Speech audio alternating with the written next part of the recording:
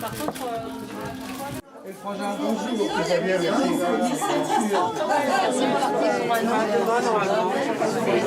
et j'ai envie de le refaire parce que ça est tombé. Je l'ai fait en bois. J'ai fait en bois. J'ai mis une poignée, je l'ai tanké.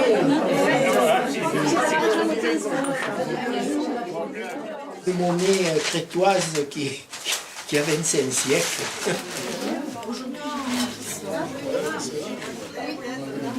Alors je disais si je comprenais.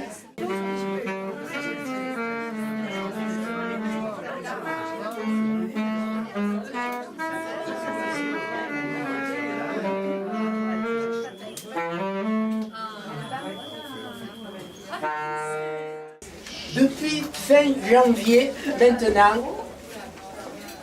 à l'invitation d'Eliane, la gardienne des lieux, le Minotaure s'est installé dans l'œuvre au noir de Jean-Jacques Lecoq, 1940-2014. Gravure, dessin jamais montré, l'univers d'un visionnaire aux inventions graphiques toujours renouvelées. Superbe. Il vous propose, donc le Minotaure, dans une scénographie crépusculaire, une rencontre hommage en compagnie de quelques amis talentueux ou talentueuses, et ce Platon et le saxophone. Mais où diable va se nicher l'inspiration? Bonsoir. Un bon petit moment de recueillement dans le labyrinthe. Vous écoutez Labyrinthe de Marin-Marais, musique des ténèbres, popularisée par Pascal Quignard et Jordi Savall, et voulu par nous pour plomber l'ambiance. Labyrinthe, c'est Port-Royal, Pascal, mais aussi Racine, après la mort de son enfant. C'est en peinture le ténébrisme d'un Georges de la Tour, ou ce petit maître dont je vous recommande la fréquentation, le très discret Baugin, au Louvre tout de même. Le très discret Baugin est que Sainte-Colombe, formidable Marielle, va visiter un soir de tempête, c'est son plus proche voisin, avec Marin-Marais justement. C'est dans Tous les matins du monde. Baugin est incarné à l'écran par l'immense Michel Bouquet. Et je crois me souvenir qu'on le voit peindre une petite vanité que j'avais vue lors de ma toute première visite au Louvre. C'était en 1961. Je partais alors pour l'armée et pris par ma passion de la peinture, je m'étais laissé enfermer au musée. Je vous jure que c'est vrai. Labyrinthe, encore appelé Dédale du nom de son inventeur. Labyrinthe, le rapport avec Platon. Vous le trouverez dans le Phédon de ce même Platon. Lorsque son modèle ou son héros, pourquoi pas, le bon Socrate, si souvent moqué par Aristophane dans les Nuées, donc Socrate attend. Il attendra 1 mois, nous dit Xénophon. Attends quoi? L'exécution de la sentence de mort qu'il a frappée pour impiété envers les dieux de la cité et accessoirement accusé de corrompre sa jeunesse. Nous sommes en 399 et si loin du labyrinthe imaginé par Dédale, un mythe bien sûr, et pourtant.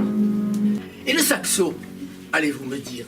Là, il me faut faire appel à Cioran. Cioran ou de l'inconvénient d'être né. Petit cutéreux Valaque, sûr qu'il n'est pas sorti de la cuisse de Jupiter comme un certain Dionysos ce soir.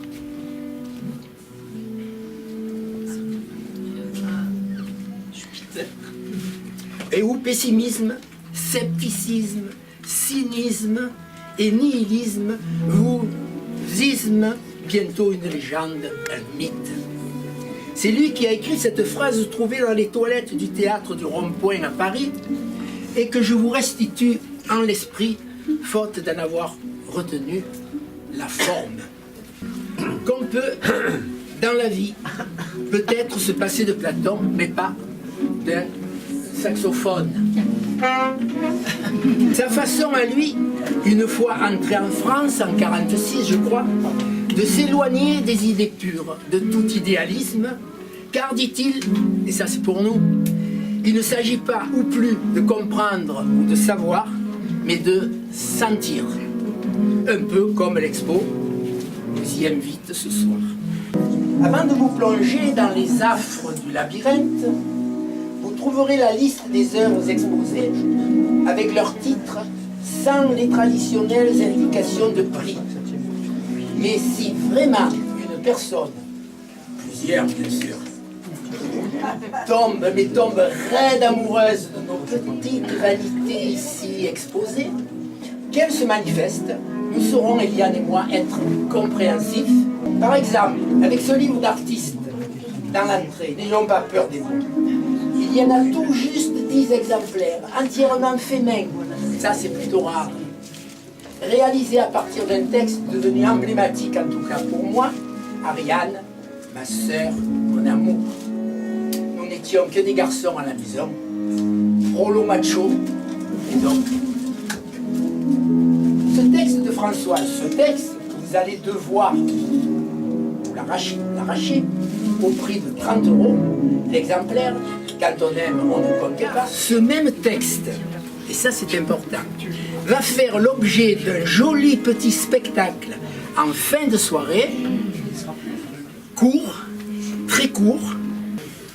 Laissons faire le talent.